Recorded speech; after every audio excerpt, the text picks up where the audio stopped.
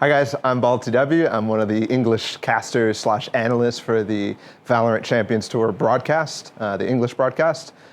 Yeah, I actually think that the population and the amount of players that are playing in all the different regions is really interesting in Valorant compared to other games because, like, in Asia specifically, you have the SEA region really doing well in terms of player base. You have the Japanese region really popping off in terms of viewership as well and excitement as a fan base that you really haven't seen in any other esport. So it's really nice to see, but as well, the regular regions that are normally doing well, like North America, like EMEA, I think you're seeing a lot of the old stuff from other games really being similar, right? In EMEA, you're having a lot of the guys, a lot of the teams that are playing there be very structured, very focused on match experience, scrim experience, all sorts of things like that. And in NA, it's a little bit more lackadaisical. The approach is less structured and disciplined, and they like to play a lot of ranked.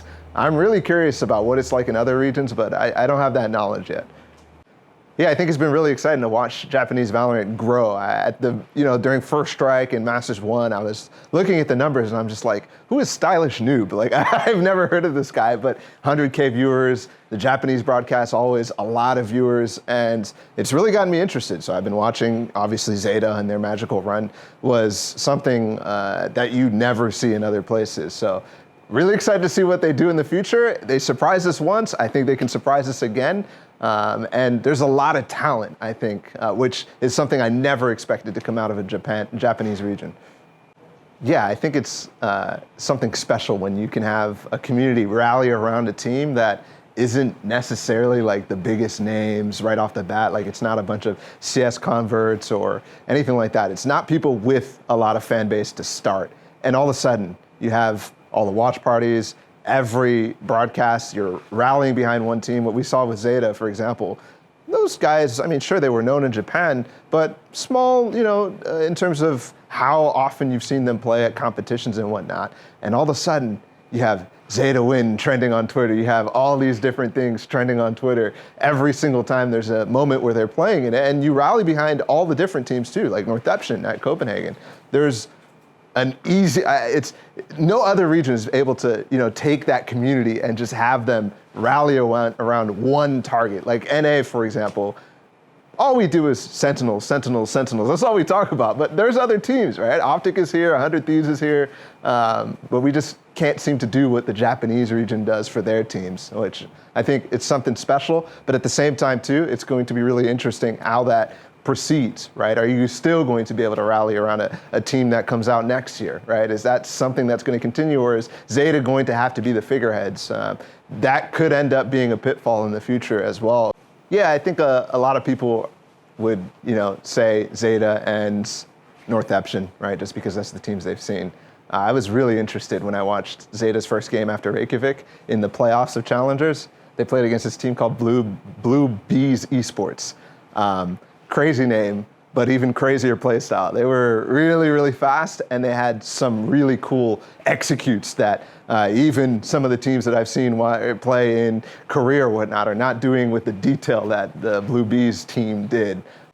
I put Sugar Zero at 7th on my top 20 list on the Plat Chat podcast because I think this guy has another level in terms of the creativeness that he's able to bring as a controller player, as somebody who consistently is just playing Astra where everybody else is trying to switch to Omen and Brimstone.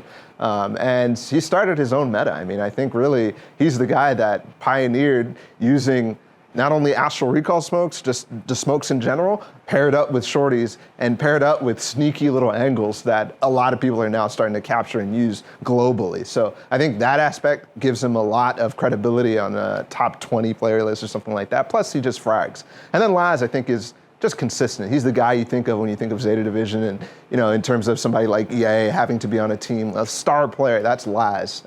I just think that he's less than Sugar Zero because Sugar Zero excites me in a way that Laz he's playing chamber. He's the guy who holds the angle. He just sits there with his gun, and it's really good. But I think that devalues I think one of the things you saw out of Zeta's run at Reykjavik was just already massive excitement, right? A team could really do it out of Japan. Now the expectations shifted, and we started to see, for example, the first massive international LAN was hosted in Japan, and there were so many people there. So if you can get that crowd to continue to come out, and I think we will, we've seen the watch parties and whatnot for Northepson at Copenhagen, I think people are going to be really excited to go to Japan in the future if that stays the same, and I think it will. One thing as well, though, is, like I said earlier, cheering for one team could be a pitfall, but also you have to develop the entirety of the teams, right? That team Blue Bees Esports that I mentioned earlier is a team that didn't really go far in the playoffs, but you have to have a lot of those teams and you have to be able to support a wide range so that the teams can get better as time goes on. Zeta has somebody to play with. Northepson has somebody to play with.